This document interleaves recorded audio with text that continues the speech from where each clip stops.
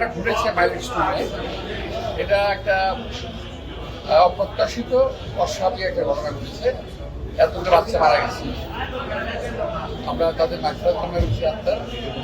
আর বিশেষ করে এই যে মেহরিন চৌধুরী, আমার ডান দিকে তার বড় ছেলে মাহি, আর ওনার হাজব্যান্ড মনসুর সাহেব, আর ছোটো ছোটো আছে, ওর ভাইও আছে। তো আমার সে বলার কোনো ভাষা একটা নেই। আমি বহুদিন যাবৎ আমি তাকে দুর্বল করছিলাম, কিন্তু শারীরিক অসুস্থতা এবং বিভিন্ন কারণে আসতে পারি নাই। তো আজকে ভাবলাম শরীরে কোনোভাবে আমি আসি। তো এদের আমি জাস্ট বাচ্চাকে দেখা সিম্পাথি জানার কিছু না। এদের বিপদে আপদে যখন আমাকে মনে করে আমাদেরকে আমাদের সঙ্গে এই জন্য এখানে আসা।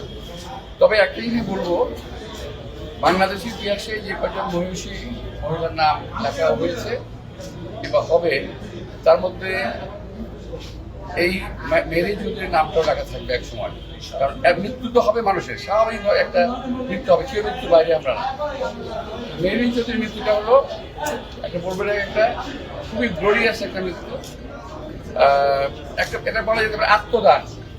উনি বাচ্চাদের রক্ষার্থে আত্মদান করেছেন, উনি নিজেকে তুলে দিয়েছেন, নিজেকে আত্মহত্যা দিয়েছেন, নিজেকে দান করে দিয়েছেন বাচ্চাদের রক্ষার্থে।